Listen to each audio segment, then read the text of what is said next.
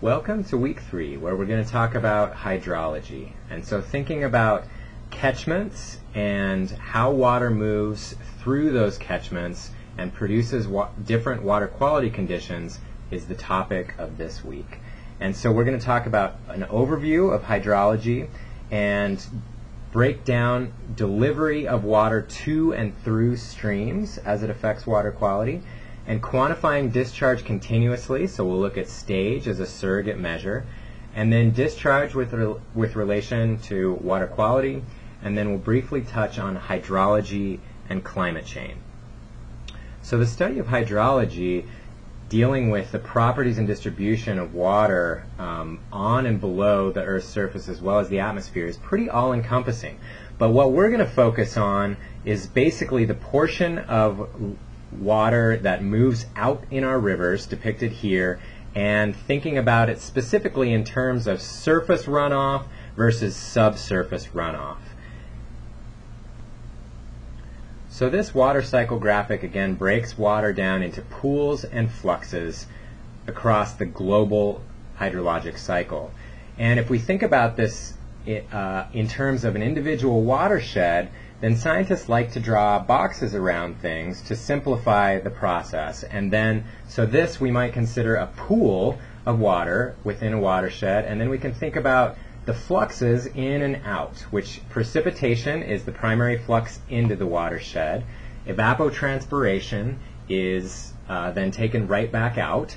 And with changes in storage, we've got the result is stream flow out. So precipitation minus evapotranspiration and then some transient changes in storage, the result is stream flow. And of course, there's a number of more complex components in there which affect the way that water comes out in the stream. But basically, these components produce discharge moving out of the watershed through time.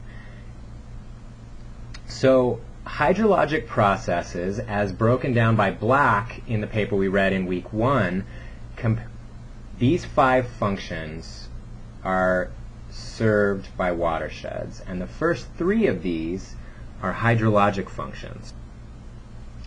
So our watershed is our catchment and captures the precipitation, and then the processes by which the water moves through the landscape or through the stream we could consider to be transient storage. And then discharge then is this water moving out through the stream. So I want to think about hydrologic processes in terms of 1, delivery to streams, and then 2, travel through streams. So these are the 2 categories that we're going to think about hydrology in today. So as we think about these upland processes that result in delivery of precipitation to a stream, there are really 2 different pathways that the water can take: overland flow or subsurface flow. And overland flow can be characterized as a fast response to precipitation. The water moves quickly from where it falls to the stream, and this type of flow can carry both particulate and dissolved constituents to surface water. And it can be important during storm events or spring runoff. Whereas subsurface flow, so the water that moves down and then to the stream, is slow to respond to precipitation. Water that moves through the subsurface to a stream could be anywhere from hours to thousands of years old. And the contaminants that might move through this pathway are going to be in the dissolved form. So, and it's important to remember that this subsurface flow is the source of discharge during base flow. So when it's not raining or snow's not melting and the stream is still running, that is subsurface flow or groundwater contribution to the stream that keeps it flowing at base flow. And so if we think about a source of contamination up here on the landscape, and it's something that's got both particulate and dissolved components in it, if water flows off the surface and carries that contaminant with it, you can have both particulate and dissolved constituents reaching the stream. But if some of that water infiltrates and carries contaminants downwards, it's just going to be the dissolved components that move down and through the subsurface. This is critical to remember when we're interpreting water quality data for streams later and thinking about the sources and the pathways that those contaminants may have taken to where we're measuring them. Okay, the next component of hydrology for water quality is water movement through the stream here. And so as we think about discharge at a given site, this is the water moving through the stream. We think about it in terms of a hydrograph with volume of water per unit of time across the course of a year. And we often think about the USGS when we think about discharge because they've been doing it for a long time. Their first site was on the Rio Grande starting in 1889. And the USGS has this incredible website. If you haven't been to it, you should definitely go. And you're going to need to use this for your term project.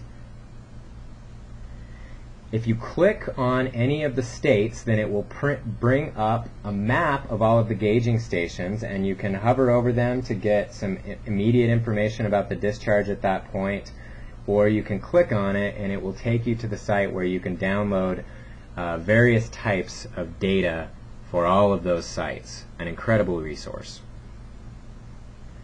As of 2007, the USGS was operating 7,400 gauges across the U.S. And those numbers are decreasing because of budget cuts, but still an incredible wealth of information for discharge and water chemistry. So what is discharge and how is it measured? Discharge is volume per unit of time. And so if we think about this in the simplest terms, we've got a cross-sectional area, so we've got length cubed per time. So we can get the first length dimension with width, the second with depth. The third length dimension comes from a velocity, which is length per time. So we think about the number of these cubes moving past a point on a stream per second, for instance. And so in the simplest terms, these folks are measuring the cross-sectional area of the stream and then floating an orange downstream to get a velocity to calculate the discharge coming past this point.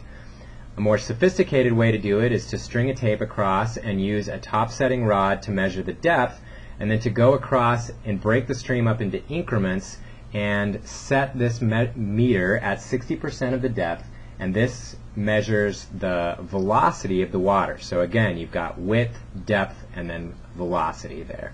That gives us a measurement for just one point in time, but what we're interested in is a hydrograph, or those discharge measurements continuously through time. So here we're going to start talking about surrogate variables. Surrogate variables are something that you can measure easier than the variable that you're interested in, and then correlate that surrogate to what you are interested in so that you can create a relationship. And so if it was easy for us to measure people's heights and we wanted to know their shoe size, then we could create this relationship. We could measure the height as a surrogate variable to estimate shoe size. So measuring stage, or the depth of water in a stream, to estimate discharge is the way that we get continuous discharge through time. So the USGS has these hydrographs that give us discharge continuously through time, and they're not out there measuring discharge continuously. That wouldn't be possible. What they are doing is measuring stage continuously. So there are a number of ways to measure stage, or the water depth in the stream, continuously through time, or every hour. And you can do that with a pressure sensor, or with a float, or with a capacitance rod, or with sonar. There are a number of different ways to measure the stage continuously. And so this concept is built on the fact that we know that if we have water coming through a stream, it's going to have a certain depth. And this is classically measured with a staff gauge. And so at this discharge coming through, the water is this deep. If we come back later, the water level might be deeper, or there might be more water coming through, and the water will be deeper as a result. And so the stage will read up here. We can come back through time and make discharge measurements and stage measurements and produce these stars on this graph. So at low flow, we have low discharge and low stage. We come back and it's higher, and we have higher flow, higher stage. And then we can, so the stars represent our measurements where we were actually out in the stream with the meter, and then we can regress between those or create this relationship to estimate discharge from stage. So the way this might go for Coyote Creek is you go out and take the measurement as I described previously, go back to the lab and calculate to the computer and calculate all of your individual segments and sum those up to get a discharge. We do that multiple times over the course of the year so that we have different discharges. And then we also have this meter out there which is collecting stage every hour. And so the graph of stage through time looks like this. A true track is the name of the instrument that we're using, a capacitance rod to measure the depth of water in the stream over the course of this season. So it was low, and then we had some kind of event that produced higher stage, and then lower, and so on. So through time, when we're out there taking our discharge measurements, we also take a stage measurement off of our instrument and produce this list of discharge and stage values, and then we plot those and come up with a rating curve. And so classically, the independent variable is on the x-axis, so the amount of water coming past is the discharge or the independent variable, and as a result you get a given stage. And then simply in Excel we've added a linear fit to this and have an equation to tell us what the relationship is between stage and discharge. So in the background we're seeing this Excel plot that is Excel file which produces this relationship, so it's the meter giving us stage every hour. We can come over here and add in a modeled flow column, which basically is using this relationship to calculate discharge. And the way that this plot is set up, Excel has solved for stage, and so we have to, if you're looking at the math here, we have to reverse the equation to solve for discharge because we know stage and we need to get discharge. So we can then graph this modeled flow through time and get a plot that looks like this. The blue line is hourly, the black line is daily modeled discharge, and then the little diamonds are the measured discharge that I've put on so that we can check and see if our modeled discharge roughly matches what we measured out there, and it does. So this looks like a pretty good relationship. So this is now continuous discharge for Coyote Creek following those steps we just walked through. So that was relatively smooth. I want to show you an example of a complication that you can get. Coyote Creek looked pretty good. We had an R-squared of 0.89. Upper Rock here has a slightly lower R-squared, but even more troublesome is that there seem to be at least two different relationships occurring here. And when I do that same check and model the flow and then plot my measured flows against it, it looks horrible. My modeled flow is doing a very poor job of estimating what we measured in the field. And in trying to sleuth out the answer to this, I came in and looked at the calculations of discharge and landed on the fact that there was an error in the velocity measurement. It turns out that the meter had been set in feet per second rather than meters per second, and so this number was 3 times greater than it should have been, and when we reduced that, it actually fell closer to the line and we got a better relationship. And we figured that out by looking at field notes and looking at field photos and realizing what had happened with the meter. So this underlines the fact that whenever you're using surrogate measures, you have to be very cautious at knowing exactly what you're measuring and what the relationship between the measurements are. Another thing is that whenever you're using data loggers, you have to be very careful as well. These large fluctuations in the hourly stage depicted by the blue are voltage fluctuations from the meter, and this was indicating that the meter was failing. And so the results that we were getting from this were not reliable. So in the context of surrogate measures, it's also interesting to note that we can have different kinds of relationships. So here, as the depth of the water is increasing within this main channel here, we might get a relatively linear increase in stage for an increase in discharge. But as soon as that water level spills over onto the bank, you could get a lot more flow going through and not get a big increase in depth or stage. And so you might get this type of shape out here, where a log fit rather than a linear fit might fit the data better. And so it's important to note that you might have two different relationships here depending on what your stream channel is shaped like. And so again, just knowing what it is that you're actually relating with the surrogate variable is critical. The benefits of surrogate variables and being able to get continuous discharge through time is extremely valuable. It's just important to be aware of possible pitfalls or limitations. So another thing I want to point out is that right here, this is the true track measuring water depth, and in this case, this stream is going to go dry. And so you have to consider the fact that you want to be able to measure a water depth even at the lowest points on the stream, but this stream is also going to run very fast, and if you're out in the middle with your true track, then the debris might come down and knock it down. So that's one type of problem that you might have. Here's another example where when this true track was installed, the flow was much lower and was not this turbulent. The relationship produced here was very poor, and so we came back. You can see the water level is flatter over here. We came back later and installed the true track there, where we got a better relationship. Another issue at this site was simply measuring discharge. This is where we were measuring discharge, very turbulent, very uneven channel, and difficult to actually get a good discharge measurement. So the relationship, the rating curve, relates the depth of water at this true track to the discharge that you measured when you were out there.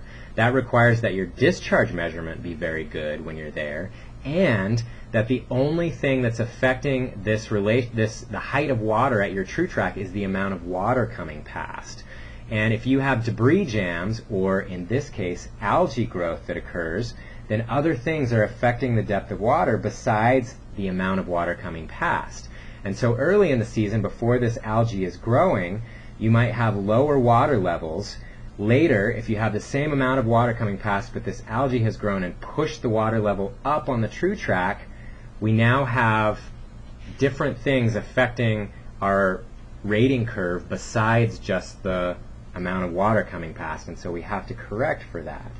And so there are a number of problems that you can have with surrogate measures, and here are just a couple of examples of installing a manual staff gauge on this post, so that you can tell what the real depth was there. And so if you have an issue with the logger, you can rule that out and know that you actually do have a good relationship, but there was a logger issue.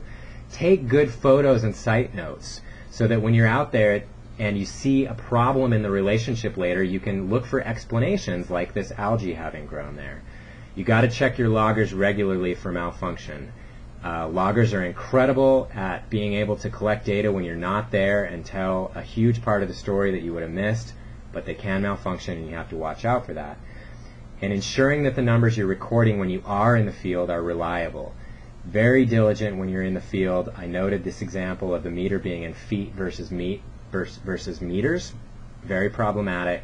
You got to be on the ball when you're in the field and you're using surrogate measures. So this is a water quality class, and this week we're talking about discharge. And so making the connection between discharge and water quality, it's very important for a number of reasons.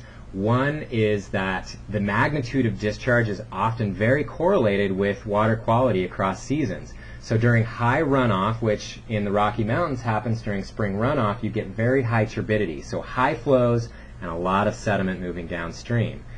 At low flow, we can get concentrated groundwater solutes. So if you've got more salt or more contaminants in groundwater and flows get low, discharges get low, those groundwater solutes become more important in the stream. Their concentrations go up. If you have a continuous load in a stream from a wastewater treatment plant, for example, that flows the same amount of contaminant all year, that's going to be less of an issue at high flow because of dilution. At low flows, that contaminant load from the wastewater treatment plant could be a lot more important, and in some cases it could be the dominant part of flow in the stream. So discharge is very important in that context. Discharge has everything to do with temperature in the stream. At lower flows, you can have a lot more temperature issues. We'll talk about that more in subsequent weeks. And calculating loads. We worked on this last week in the water quality section, and it's critical to think about discharge and able to measure discharge and in order to be able to calculate loads. If I tell you that that we're managing water down here downstream on this net stream, and then upstream I've got a tributary with 1,000 milligrams per liter and a tributary with 10 milligrams per liter, which one of those is more important to the load downstream, to the impairment downstream? You can't answer that without knowing what the discharge is. If this 1,000 milligrams per liter is only running 1 cubic foot per second, it's producing a load on the order of 1,000, whereas this one, if it's running 1,000 CFS, has a load of 10,000. So this one is producing 10 times more load, even though the concentration is lower. So that's a critical reason to measure and understand discharge for understanding water quality and watershed management. So quickly overviewing the ways that humans can affect discharge. Dams are an obvious one. Dams typically reduce the low flows and reduce the high flows and increase the low flows, redistributing runoff so that it's more even through time. Irrigation is our reading. The Trout et al. Reading covers this in great, does a great coverage of this. And diversion from surface water or groundwater pumping are both ways that irrigation can affect discharge, or return flows coming back. That's unused irrigation water. And the reading covers both these quantity changes and how those can affect quality very effectively. And another good thing about this reading is that it's not just relevant to irrigation. A lot of those same concepts work in natural systems. So definitely take a look at that. Humans also change land use, which changes evapotranspiration on the landscape and changes groundwater recharge and runoff, which definitely affects discharge. And when we build cities with lots of rooftops and streets and driveways, we create impervious surfaces that change runoff and increase the amount of runoff and typically reduce the amount of groundwater recharge. If it doesn't, it definitely reduces the amount of dispersed groundwater recharge, and possibly if it focuses that runoff into wetlands or infiltration basins, then you could still get recharge, but it would be in more focused areas. Another thing that humans affect discharge through is climate change. Definitely through timing of runoff, magnitude of storm events and return intervals, and the persistence of ice and permafrost. Another one of your readings for the week is from the International Panel on Climate Change, a 2009 report, which you can read online. And this is a great synopsis of the way that climate change is going to affect water quantity and quality. One important thing is the increase in the number of days of heavy precipitation. So the frequency of heavy precipitation events. Heavy precipitation events can cause problems with water quality and increase problems with sediment and pathogens. Another really important thing to note here is that for the past 100 years we have had a lot less drought than we had over the past 1,200 years, which is very important because a lot of our water use habits and our projections for the management of dams are based on data from the last 100 years, and if the greater past drought record is indicative of what's to come, then we're going to have to change our water use habits and can expect more drought than what we have had in the western United States. And again, a number of implications from this, one of which being issues with human health from the increased frequency of high magnitude events. Also on this page are specific implications by region, and so you might take a look at that for the place that you live and learn about how climate change may be affecting what we can expect to see with all these water quality concepts that we're learning moving into the future.